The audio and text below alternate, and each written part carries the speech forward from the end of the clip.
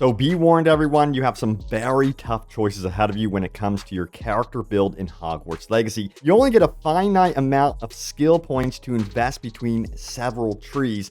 I'm going to show you everything you could put your points into, including all the talents and abilities related to spells, dark arts, stealth, room of requirements, and core abilities. Spend your points wisely or live with regret forever, because you cannot respec your talents. That is super important to remember. And there's also a video guide in the description below, so use it if you want to skip ahead to the info you seek. So let's get started, but remember, check this out right here. That's right, I'm doing a very big next-gen console giveaway, so for a chance to win a PS5, Xbox Series X, or Nintendo Switch, be sure to follow that link in the pinned comment. Good luck to everyone who enters. So here we go, let's get straight into this post right here. Builders beware, I made a list of all shown talents and perks on leaked gameplay, so you can plan your builds early. And my god, there's a lot of amazing details in this. And remember, according to a QA tester, seems like, yeah, you cannot respec your Hogwarts talent. So this is extremely important that you go in here and you're very cautious about how you allocate all these points. And let's go ahead and dive in here. It says, for your calculations, Hogwarts Insider said that the max level is 40, but your first 4 levels don't give any points. So you've got 36 talent points total, supposedly. Each talent takes 1 point. Total talent perks to choose is going to be roughly around 48. There's going to be that finite number. Now, there is this reply here. This is super important. It says, I kind of hate that we can't get all of them.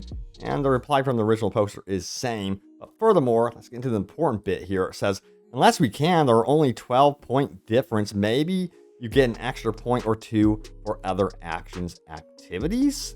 Good point there. That's a good question. But the follow-up is this. Now, the description of the talents menu, when it's introduced, says this.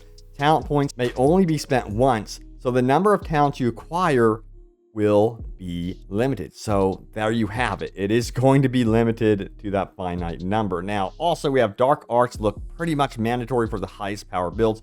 Everything else looks kind of lackluster, and it seems to be the case according to this right here. I'm happy that at least it isn't some do more damage or get more range. There's more cool modifications here and there. But yeah, Dark Arts looks in-game. DPS plus insta-death plus CC. Extra damage being activated by at least 4 other normal spells. So your cooldown is almost negative compared to Curse Duration and Spread. Crazy. So yeah, if you really want a powerful build, it seems like Dark Arts is going to be the way to go. And we're going to get into exactly what you can do with Dark Arts in just a moment. But yeah, let's dive into all the different trees you can invest in and how you can actually allocate your points and how expensive everything actually is going to be. So we have this one right here, the spells tree. At level 5, you do get Incendio Mastery.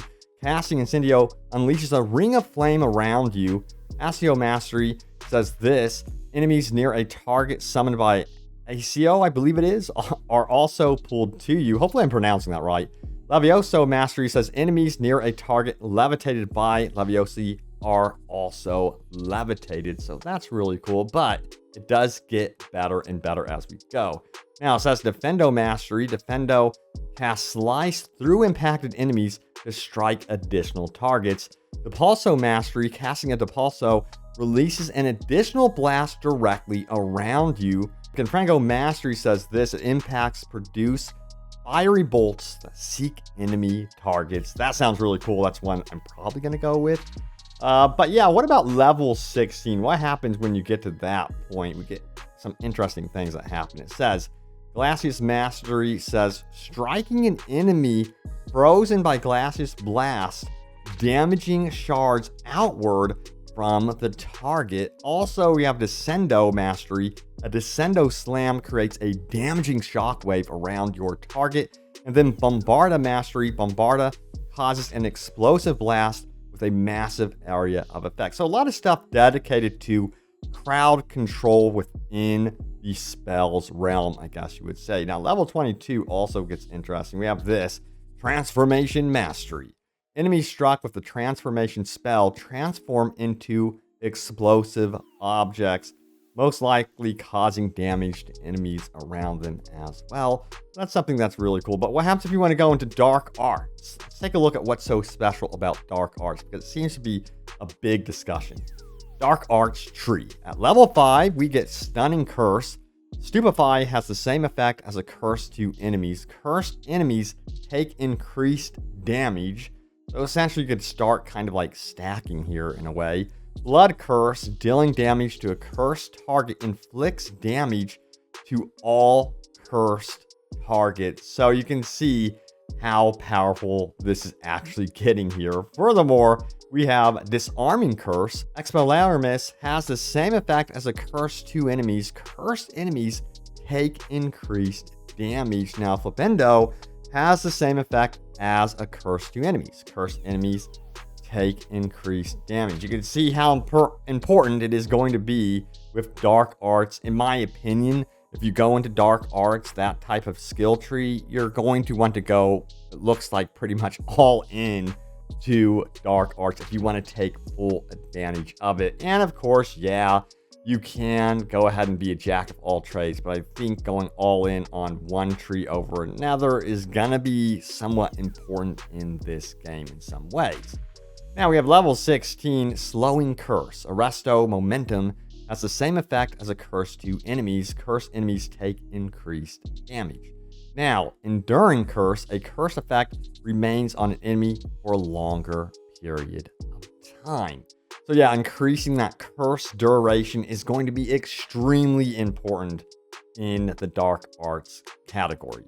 Furthermore, we have Crucio Mastery. Striking an enemy cursed by Crucio releases a projectile that curses an enemy nearby, further spreading the curse. Imperio Mastery says this: an enemy under your control with Imperio curses other targets with each successful strike. It's about spreading that curse all around the battlefield, I guess you would say. Now, level 22 really shows the power off of dark arts. Avada Kedavra Mastery says killing an enemy with Avada kills all cursed enemies, and then Curse Sapper, defeating a cursed enemy restores some of your health. That first one is mind-blowing. That is going to be so OP, in my opinion. I cannot wait to actually get to the point where I can use that one. I think it's probably going to be the most sought after talent that you can actually acquire in the game. Now, let's go ahead and talk beyond dark arts, of course, and talk about the core tree that you can also invest in. Core tree is going to help you overall in this game as well. Now, we have not Wands core, they noted, more of a general improvement kind of core. Haha. At level 5, we have Ancient Magic Throw Expertise. Now, Ancient Magic Throw throws disarmed enemy weapons, and then Spell Knowledge 1. A new spell set is added. Hold R2 or RT and tap one of your directional key arrows to swap an unlocked spell set. So some cool stuff going on there as well. Furthermore, it goes on to say this right here: Basic Cast Mastery. Basic cast impacts reduce spell cooldowns. Protego Absorption says this: successful Protego blocks will contribute to the Ancient Magic meter. Perfect Protego blocks contribute even more. So perfecting those blocks with this is going to be key.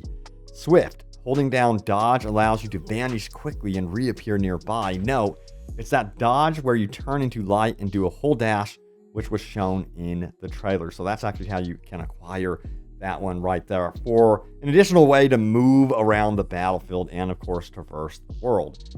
Furthermore, we have this one, Spell Knowledge 2. A new spell set is added.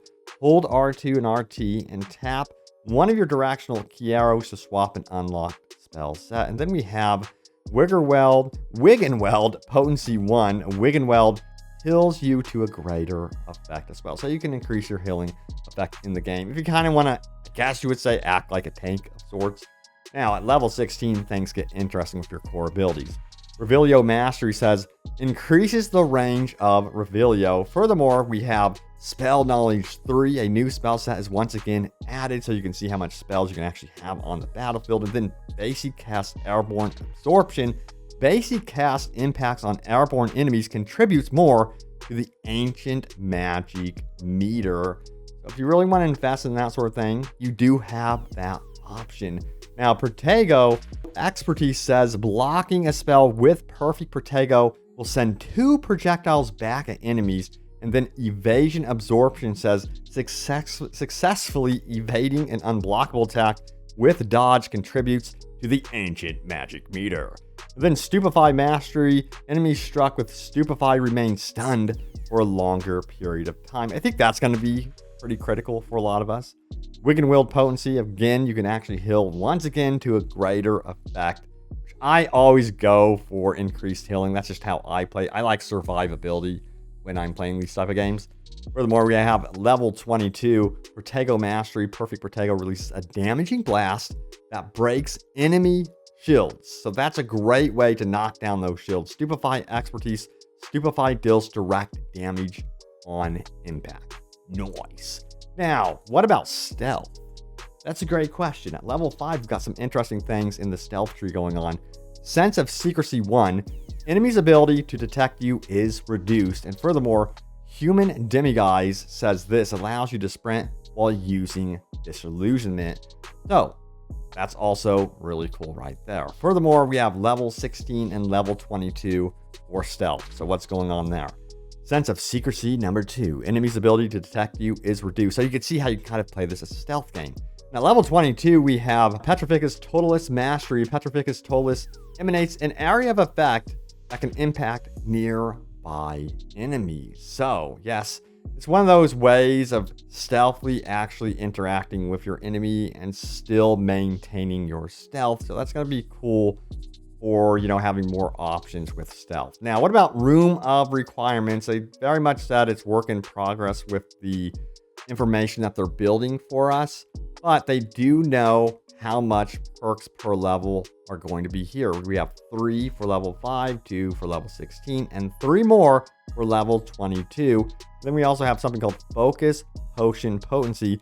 The duration of the Focus Potion's effect will be extended when any spell from the spell set is cast during its use. So, between all of these points, you have a lot of choices and decisions to make between stealth, combat, different core abilities, and even the Room of Requirements is going to be thrown in there. So it seems like this is definitely designed, in my opinion, for multiple playthroughs, which I think is really, really cool. And I think a lot of you might be like, hey, I still want to be able to respec my character.